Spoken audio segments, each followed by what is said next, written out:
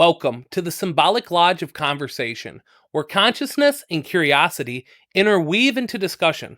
This is All Square Podcast. I'm your host, R.L. Franks, and today's guest is my brother from another mother. He's been a Mason for over 7 years, and his journey has been truly inspiring, from being a fun-loving dad outside of Masonry to what he has done for the fraternity by becoming the illustrious 11th District President. Ladies and gentlemen, I want to introduce you to my brother John Tate. John, how are you today? I'm great. How are you doing? I'm doing so well. Thank you for being here and sharing your story into the fraternity. Thank you. So tell me, John, what's your life like before Masonry? So before Masonry, I was a father of 3, just average everyday guy, trying to do the best that I could, get through life and make a better life for myself. Just your typical average everyday American. Okay. Yeah. So you're a young man. Mm-hmm. Tell me where you grew up. Tell me a little bit about what you were into growing up. How far back you want to go? Hey, how far back do you want to go? So I grew up in Fostoria, but if you tell anybody, I'll deny it. I moved to Fremont, Ohio in 1999. So I've actually lived there longer than anywhere else. And as a young man, I was married and divorced a couple of times. It's the same with just about everybody. We all go through trials and tribulations, setbacks, good days, bad days, whatever. But it was, about almost 20 years that I had lived in Fremont when the whole Masonry thing came up. So Masonry, is this from your family or were you a first generation Mason? Nope. I'm actually third generation. So my great grandfather on my mother's side was a Freemason. And then his son, my grandfather, was also a Freemason. And when I first got into, my interests came out in wanting to join the fraternity, I found out that my paternal grandfather had been a Prince Hall Mason. Okay. So you were interested in Masonry. Tell us a little bit about how you got involved into Masonry. What ignited that story? So the first thing that happened was I got LASIK surgery in 2016. And the guy who performed my surgery was Dr. Wade Young. Oh, yeah. Okay. So good Scottish Rite guy.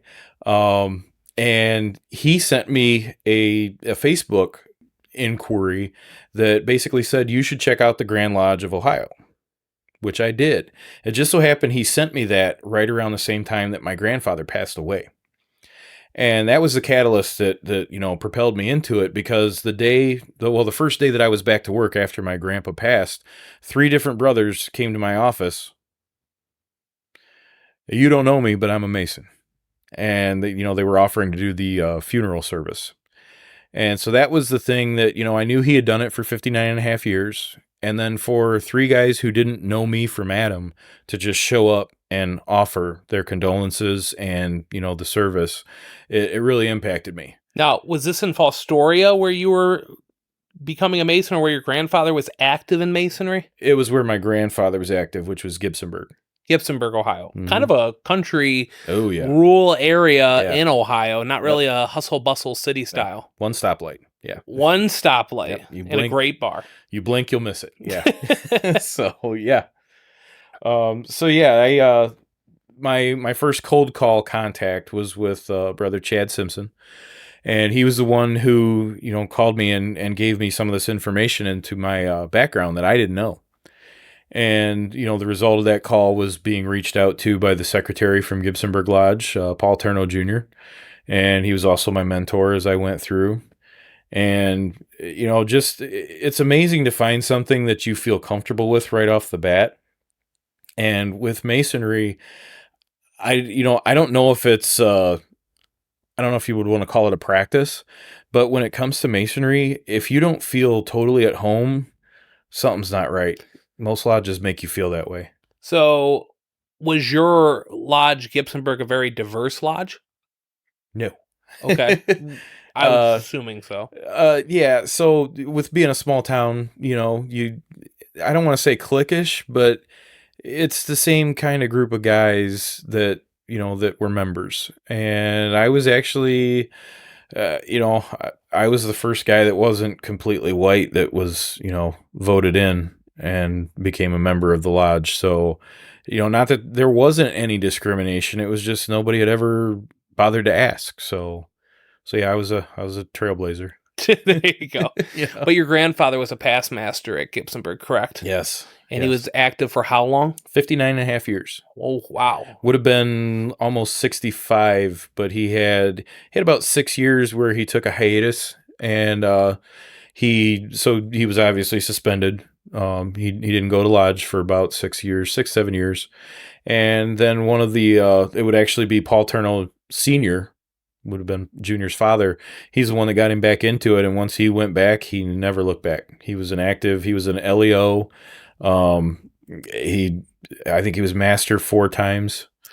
Yeah, he was the one of the rocks in the lodge, if you will. So when you were getting in, obviously you said your grandfather passed, right? And these men came to you, offered their condolences, must have knew who you were. Did you see these guys in the community a lot? These people who just came out of nowhere? Not really, because we're talking guys that are from Gibsonburg, and I live in Fremont. It's about 10, 15 minutes away. So I didn't really know a lot of these guys. Several of them worked out at the plant that I worked at. Some who have since retired, but they were, again, like I said, guys that didn't know me from Adam. And another side story, my mother and the brothers decided not to do the Masonic service, and it didn't really sit well with me. So you might want to clarify a little bit about the Masonic service, just for non-Masons. All right. So for anybody who joins Masonry, you are entitled to be buried with your apron, and there's just a little ceremonial service. Anybody who's familiar with like the Elks, or many of the great fraternities have just a simple little service that they do when one of their brothers passes away, and that was the thing that was being offered in this case. But they decided not to do it. All the guys still showed up. And one thing with Masonry, we wear a lot of pins, So these guys are showing up with their, sport coats with pins on. And every one of them came to pay their respects, even though they couldn't do the ceremony that they wanted to do. They all came and paid their respects to their brother. Now, why was that? What, may I ask, without getting too personal, why was Masonic service not allowed? So the reason that I was given was there was just so much going on, and it was, there's a lot of hustle and bustle. Everybody's tired. It's a very emotionally charged situation. With the kids, none of them being Masons, they didn't understand the importance of it. And this is literally the purpose of the service is for Masons to say goodbye to their brother. And, we're a family. We call ourselves a brotherhood. And so when one of us dies, it hits us. We've spent a lot of great times together. We've had interactions. We've traveled, inspections. I don't know if you've hit on those yet. No. But all those little tidbits and things that you have it, in your history, all those are done now. Your brother's gone. So it's your last chance to kind of just say goodbye and pay your respects. So I get it. With funeral services, you get a lot of feelings coming, that's going on throughout the family. You guys just want to try to have a nice service. You're really touched by these men coming in to say goodbye to their brother. Absolutely. Did that spark you to look into it? I mean, what was the timeline from that moment to where I am now knocking on the door? So in the process of going through his estate, we found his briefcase, which had his Masonic ritual and, all the little paraphernalia and things. And for me, that was I can't have that book because I'm not a Mason. Maybe I should be a Mason. So that was the kicker, that, going through all that stuff. And then, like I said, the guys that I knew who obviously, they saw something in me that they felt would be, value added for the fraternity. And, one of our members always says, there's two possible things that can happen. Either a guy will be good for Masonry, or Masonry will be good for the guy. Wow, that's pretty profound. And I have experienced both. I've been very blessed. So when I did join, I didn't know it at the time when I petitioned, but I was getting ready to go through my second divorce. And so the night that I was going to have my interview with all the brethren, they had scheduled to come out to my house and sit with my wife and I and talk. And it was that day I got home from work and she said, I don't know if I want to be married anymore. Wow. So I had to hurry up and call the guys and say, do you mind if we do it at the lodge? Because, awkward. Yeah. And so that's what we did. And so that was the first in, many instances of being made to feel at home, where they said, absolutely come up to the lodge. And we sat down and, some of the first things I heard was, hey, I'm sorry that you're going through this. We're here for you. I'm not even in yet, but we're here for you.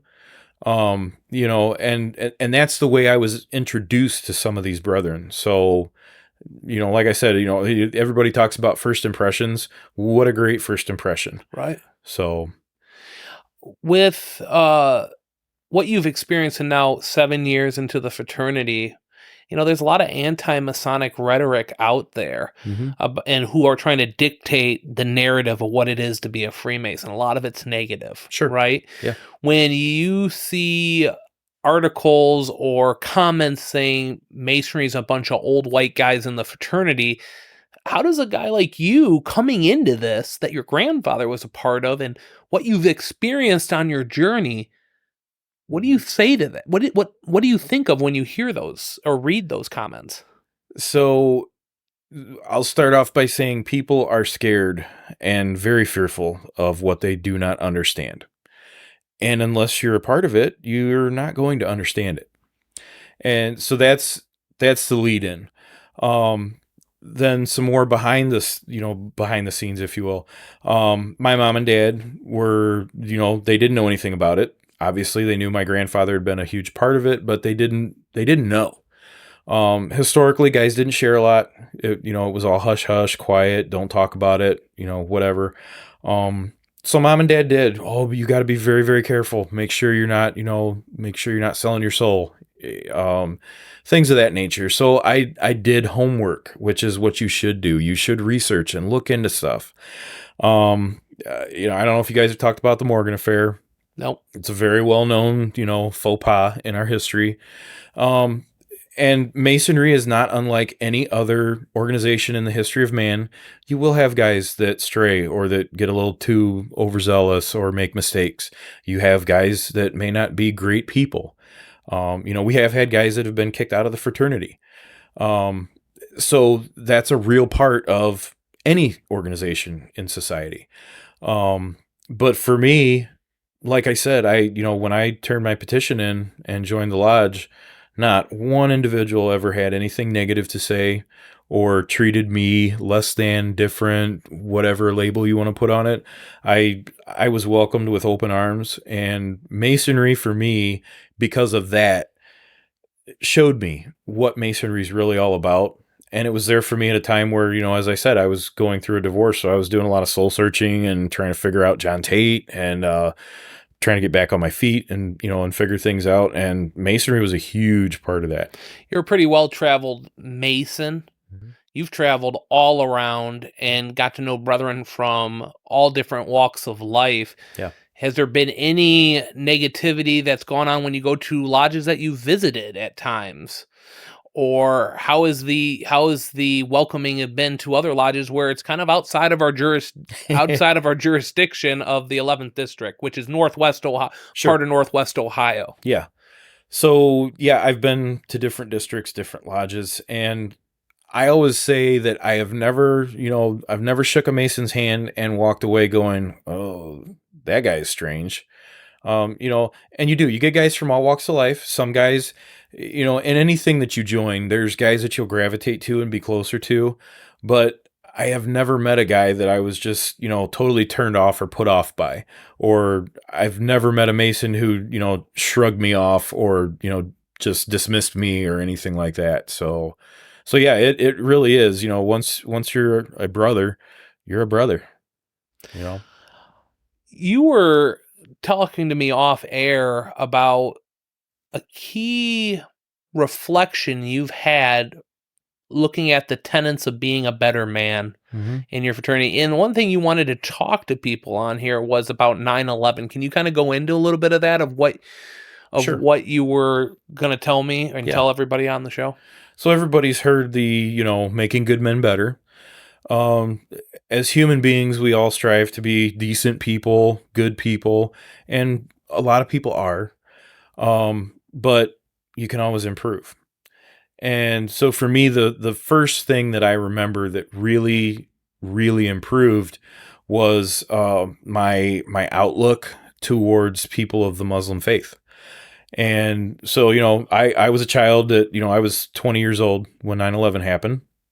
And so for me, I always carried a chip on my shoulder, if you will. I always kind of, because of watching that tragedy and then, the behind the scenes, or I shouldn't say behind the scenes, but the, the ethnic background of the people who perpetrated that heinous crime.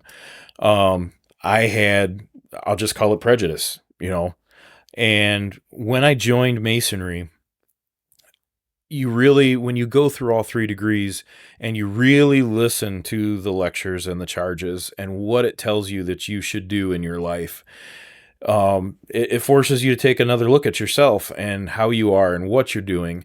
And if you choose to, it's a personal choice. You can go through the motions and just be a Mason, not unlike, you can do anything that way. You can go to your job and just do the bare minimum, or you can grab it and learn from it and apply it in your life. And that's what I did with Masonry. And so one of the first things that I did was I learned to let that crutch go. And I was actually very fortunate to then attend a Master Mason for a man of Muslim faith. And I was able to be a part of that ceremony. And, and even now I get chills talking about it because it was a turning point for me. And it was, that was a way that I was able to lay something down and then be a better person moving forward. What does it mean in today's society to young men becoming better men? We all talk about how, Ooh. we're making good men better. What does that Yeah. mean in today's society from what you're seeing? Because you've Mm. been around the block a little bit. You're at that adult stage of life. Yeah. You've raised 3 daughters. Yeah. You also have Thank. raising another little boy and little Oh yeah. girl. Yeah. So what does it mean to be that better man in today's society? Well, thanks for calling me old. Yeah. So what it means in today's society is, as social media has become such a huge part of our lives, I think we've all experienced the whole polarization and, the keyboard warriors, if you will. And, I've heard that term thrown around a lot. Um, so there is such division anymore in our society, in our, whatever, wherever you want to look at.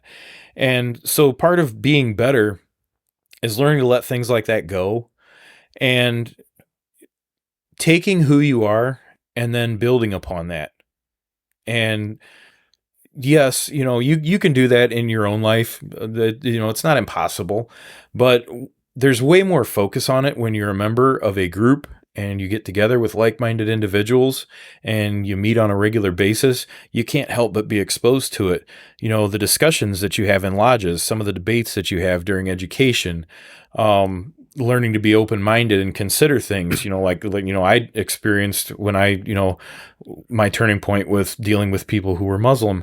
When you open yourself to being able to consider that other side of the coin or that other side to an issue and to talk openly about it and not get into disagreements and fights, but to just discuss. I've had several conversations with people who, you say one guy leans right, one guy leans left, whatever. I've had conversations from guys who are opposite what I am, and they've been productive because it wasn't an argument, it was a discussion. And you see other sides to things, you see other points, and that's what's, it's just amazing to experience that. What gets you so excited to be so active in this fraternity? It's um you know people always say you get out what you put in. Okay. And when I joined the fraternity, I had a lot of free time on my hands. At that time, I only had my 3 daughters, and they were all, like a year or two away from graduating high school or already graduated. So I had plenty of free time and nothing to do. And so you're around a good group of guys who have good ideals and you're getting good, life lessons and things out of it. Why would you not want to spend more time doing it? And so I did. I started traveling. I started going to different meetings. I joined different groups.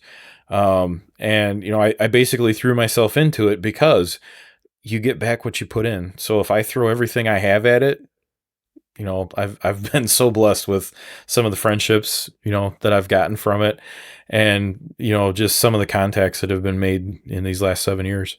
Wow. Your wife,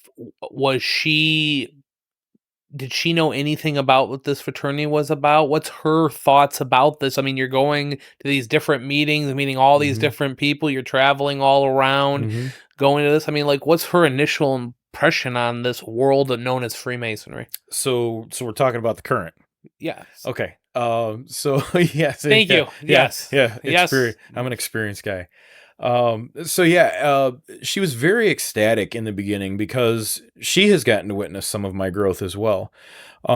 Because some of the tenets of Freemasonry have found their way into our life where, when you're dealing with a person, nobody gets along 100% of the time, but we've learned how to quote unquote fight fair. Because I just, with knowing some of the things that I know, there's no point to continuing an argument or escalating an argument or, making things worse. It's always, if I'm all about making myself better, I should make the situation better too. So sometimes you have to take that step back and, look from an objective standpoint. When it comes to traveling and going around, I'm sure she wishes I was at home, every night. Excuse me. But if you ask her, she'll tell you it's been such a positive thing for me, and it's been such a positive thing for our relationship that she loves me going out and doing these types of things because it is a passion of mine, and it bleeds over into our family then because I have a passion there too. And so you see my excellence in Masonry contributes to my excellence at home too. So Well, I wanted to talk to you about this. There's a lot going on in today's society, right? We always talk about the symbol of the gauge and trying to just be so circumscribing our desires and keeping our passions within due bounds throughout the day to be that better man, be that better husband, better worker, thus and so better brother. Is Masonry relevant now more than ever with everything else that's going on and all the other activities you can belong in? Is there a place for Masonry in today's society? More so than anything else. Why? Well, so historically, if you go back, 50, 60 years, the fraternities, the clubs, that had a really big place in people's lives because they were coming back from World War II. Okay.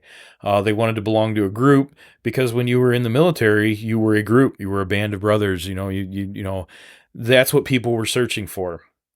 As time has evolved, the dynamic of that has changed, but the core values of Freemasonry and what it teaches, which is brotherly love, relief, and truth. Show me a time in history where that has been less relevant than it is today. You can't do it. It's always been relevant, and it's more relevant now because of, things like I mentioned with social media and polarization and, division, people, being at odds with each other. It's more important now than ever before. John, we as Masons hold ourselves to a set of standards and a code of ethics to be that light out in the community. Dress plays a part in it, wouldn't you say? You're a sharp dressed man. You always look sharp. He got some of the best dress shoes I've ever seen. I blame John Hoffman. I miss John. I do too. Why do we dress in these suits, and what is it about the outfit that helps us become better men? Well, so on one hand, I would say we've all heard the saying, dress for the job that you want. And it's deeper than that, but that's like scratching the surface of what it is. When you put on your best, you're being your best. You're going out. It's not a contest to see who has the flashiest suit coat or, shiniest shoes, but it's it's kind of it's excellence is what it is. And when you take those kind of actions, it helps to promote the thing that you're doing inside. It's kind of the outward appearance of the inward work that's being done. So now we got guys, Gibsonburg Country Lodge, if you'll permit me to say that. Um, we do jeans and polos for most of our meetings, unless we're doing degree work. If we're doing degree work, suits and ties, boys. So, and we want to put a good impression on our candidates. We want people see you walking into the lodge. And you know what? Everybody walks around in jeans or shorts or sweatpants or, whatever. But you know what not many people do? Not many people wear a tux walking around. People see that. And it's those things that, it might get a guy to ask a question or to come over and inquire. And so why would you not do things that can aid and contribute in addition to just being a good practice? When you're looking in a Blue Lodge setting where we all start from, that's like a typical lodge that you can type in online, Mm-hmm. Has going into that officer line built you up in leadership, both in Mm-hmm. Masonry and professionally in your daily life? Like, has Oh. those going through those going through those seats to Mm-hmm. become the head of the lodge, the Mm-hmm. worshipful master of the lodge, has that really affected your life? Oh, absolutely. So when you first get in, you're feeling it out. You're trying to get comfortable, and every chair that you go through it's designed to grow you as an officer and a person, so that when you do get to that, worshipful master position or whatever line you're going into and doing, it's built to help you with public speaking. It's built to help you with relating to other people, guiding a brother around, mentoring, things of that nature. Every office, every station, every position that you can hold in Masonry, it builds you from the station that you had before, and it prepares you for what's yet to come. You've seen a lot of people come into this fraternity. Mm-hmm. Has there been any moments throughout this journey that you truly cherish, that just as like you came home and you're like, wow, this is what Yeah, it's all about? it would be quicker to talk about the ones that don't. They're every every time you go visit another lodge or help put on a degree for a brother, they're all special, and you frequently go home and feel like, man, I was really able to be a part of something. One of the most poignant for me, we had a brother who he had some medical complications. He was in the hospital, and I got called literally 2 hours before lodge, and we're talking about North Toledo. I live in Fremont, and saying, hey, is there any way that you can come help us out with a degree tonight? Because one of our brothers is, he's sick. He's in the hospital. He can't be here. Can you help us? And so that's just one I'll throw out there. There's too many to count. It's you and I have called each other. You've been to my lodge, and you sat as my senior warden a few times, and I was able to, be a candidate for you guys. I sat senior warden for you a couple times. It those are the things that just, man, you get in your car to drive home, and I get like, if it's an outlying lodge, I get like a 40-minute drive home, and you just spend that, it's like the afterglow, you drive home and you're just on top of cloud nine. Yeah, I mean, it's So, just those memories you just mhm. cherish like little gems in a treasure box Yeah. in this fraternity. Now, 7 years, you're a past master of your lodge. You're helping with, the next leadership coming through. What does it feel like to be that mentor to the next generation of Masons? Unbelievably amazing. Um, Again, you get what you put in, and to help other people gives you so much more pleasure than anything you can do yourself. Um, you know, and in life you find that too. You go through life, and we all hoard stuff or gather stuff, whatever you want to call it. But you truly, I think most people would admit that they feel better when they bless somebody else than when they go buy their 90-inch big screen TV. They feel better about helping out somebody who's less fortunate or who needs something that they have to offer. And Masonry is exactly the same. I enjoy more helping other people than, than making that phone call and saying, "Hey, can you help me?" Absolutely. It's just that's just where the enjoyment comes from.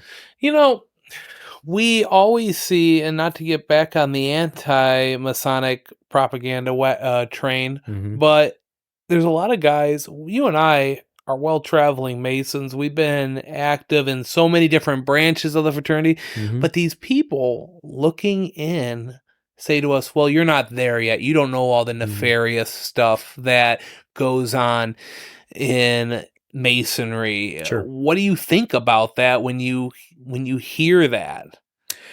Again, it's rumor mill. You don't know because you're not a part of it. You're spreading rumors that you've heard or things that you've seen. I've watched stuff on YouTube of all places. The title will say, former Mason exposes the truth behind everything, and like 2 minutes into his, in 2 minutes into his documentary, he's talking about things that don't go on in Lodge at all, and it's pretty readily apparent that you don't really have a grasp. You're just perpetuating again like the rumor mill stuff. Um, so I can tell you from my standpoint, I've been doing it 7 years. If there was something nefarious, I would have seen something by now because you can't hide it. If it's there, it's there. It's I don't want to hear any of this stuff. But well, you're not at the highest level yet. You have Um, I've gone through the lodge. I've been master of my lodge. I've gone through the district line. I've rubbed shoulders with guys who have been way up the ladder, far beyond what I've done.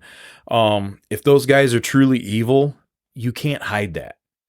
And one thing that I've taken away from guys like Right Worshipful Brother Bill Carter, um, one of the most genuine people that I've ever met in my life. Right Worshipful Brother Jeff Syme, an amazing individual who is, even not actively mentoring me, but mentoring me by his example. And again, these are guys that if they're at that level where all the crazy stuff's going on, Yeah. you can't hide it. You would have to at least you know you would have to give off an air of something. And so one thing we haven't hit on yet, I'm a former police officer. So my job for many years was to gauge people by instant interaction. And I had to I had to start reading people immediately. And so if that was the case, if there was some, nefarious stuff going on behind the scenes, I would pick up on it. You were a police officer for how long? Almost 7 years between part time and full time. And it was fun. I enjoyed it. I always told people if I only ever help one person, I've done my job. And so I moved on from that.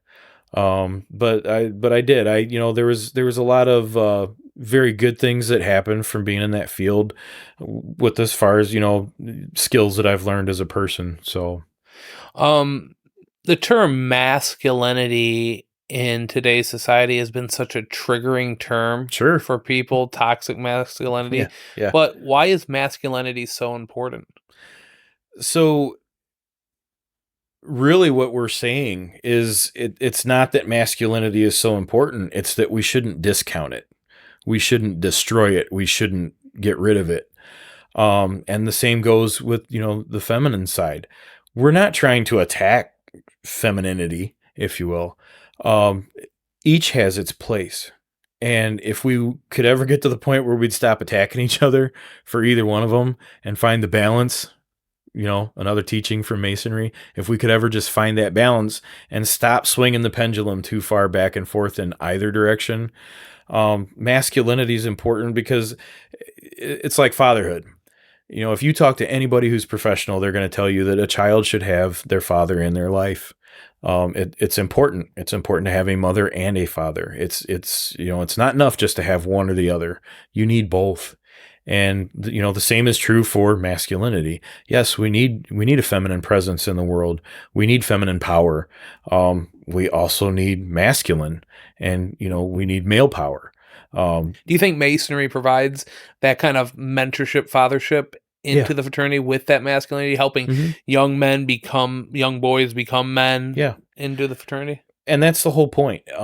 So people inevitably ask, well, why don't you have, women members? And it's not because we're sexist. It's not because we don't want, you know, interaction with women. It's because men help men grow. And so being in an environment that is, strictly male, um, it fosters that. It emphasizes the need for that because we're emphasizing the good things. We're not bringing, we're not teaching men how to be bad. We're not teaching men how to be, uh, macho or chauvinistic or anything like that. And that's what's important is seeing the example of other men and then folding that into you and making it something that you exude. You know, John, I've seen you grow in this fraternity. I remember when I first saw you in Wood County in Bowling Green, Ohio, Wood Yeah. County Lodge, excuse me, Yeah. at a Scottish Rite digital reunion. And Mhm. this guy was looking sharp, let me tell you, but he was wearing a fake bow It tie. was a fake bow tie. And Yeah. I had to call him out on the bow tie because I also got to show you one of my memories I truly cherish is teaching you how to tie a bow tie, and Yeah. you've been sporting it ever since Absolutely. into this fraternity. Um, you the guy you've talked to me off the show about is a Mhm. guy, Chad Simpson. He was a giant in this fraternity that was taken too soon Mhm. due to some complications. Um, if he was here, what would you tell him? Oh, I'd give him one of the biggest hugs ever and thank him for for starting me down this Why? road. What did he do for those that have done it? Because I don't believe we talked about it in the beginning of the show. Right. So typical cold calls for Freemasonry, I'm gonna say half hour. Okay. Most guys would tell you that 20 minutes to a half hour end the call. Chad Simpson and I were on the phone for over 2 hours. Wow. Just sharing back and forth. And I was fortunate enough to get to meet him in real life before he passed. And you're hitting the emotional stuff. So I did. I gave him a giant hug, and that's what I would do now. I would give him a giant hug and thank him because all of the positive that I've been able to gain from this fraternity and from, membership in this fraternity, it all goes back to one guy, and he's the guy. So Yeah, he was this Right Worshipful Chad Simpson was such a trailblazer in the fraternity, just a leader with education, mhm, and just not on a state level, but a mhm, local level. And he was one of your first touchstones. I mean, it's mhm, so amazing how these characters, mhm. and I say that in the most affection, this character, how much one guy can influence you. That's why I do what I do. Somebody did it for me. Chad Wow. did it for me. That's And that's so getting me emotional right now just so when thinking. you call me and say, "Hey, can you come help me do a degree?" Yeah, because I don't know what that brother or future brother is going through or what's going on, but me being there and maybe being able to impact him and and interact with him, that's why I do what I do. It comes full circle from when those men were there for you when your Mhm. grandfather was. Yeah. Yeah. Y- Talking about your time in the fraternity, you're the president of a district, Mhm. right? What has that ride been like? And tell a little people about like what does that entail? This year being the head of Mhm. what 20 lodges in a region Mhm. of a state of Ohio. How has that journey how long is the journey first off? It's 4 years. And if you do it right, it should humble you because, Humble. yeah, Okay. because we're here to help. And we're not just here, it's not just lip service. That's literally what we do. We're here to help. So if your lodge is having any type of issues, that's the purpose for the education officers and the deputies is to help lodges. And that's what the district line is there for. We're there to help the officers. We're there to help the lodges. We're there. It isn't for recognition. we don't, most of us, I would tell you, when we go to help a lodge, there's times where I'll come and help a lodge and I'll shake some hands and say my goodbyes and I'll be gone. Guys will turn around. Hey, I did what I needed to do. Now I'm going to go home and be with my family and, and thank you for the honor of the experience. But, I'm not there for everybody to say thank you. I'm there to help you. I think it was a great, you started off as a chaplain, right? That's the first. No, I started off as junior deacon. No. I'm talking about the district line. Oh, the district line. Yeah. Yeah. There's a chaplain, second vice, first vice, and then president. Right? Yeah, sorry. I felt like, that was 4 years ago when you started that journey, correct? Mm-hmm. That really gave you a platform to really work with a lot of lodges. And have you influenced lodges working with them on events or district-wide events and bringing people together throughout that journey all the way up to presidency? I hope so. Well, I definitely know you have a great voice because I heard you at Grand Lodge when you were singing the anthem. Yeah, no, we're not doing that. Was all Rob Rill. John, we're coming up to our time here.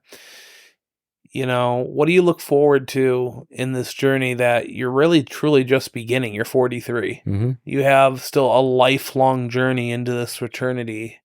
Mm-hmm. What are you looking forward to?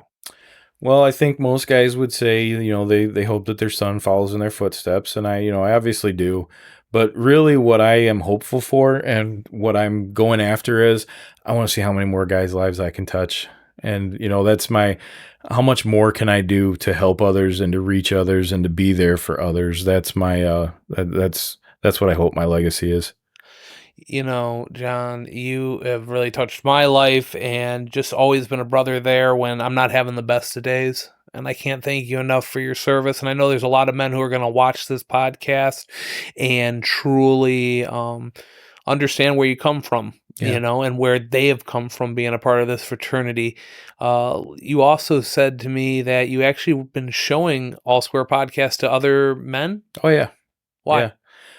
Because things that we've touched on with the way society views Masonry, guys that are interested need something that they can go look at to maybe help them as far as understanding and making that decision whether they do want to do it or don't want to do it.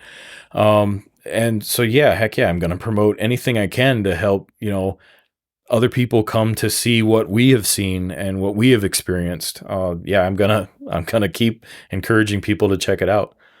I can't wait to see what your journey, what the next chapter of your journey looks like. This is John Tate, past Master of Gibsonburg Lodge, loving father, brother, friend. That's John Tate. I'm R.L. Franks, and you are all square.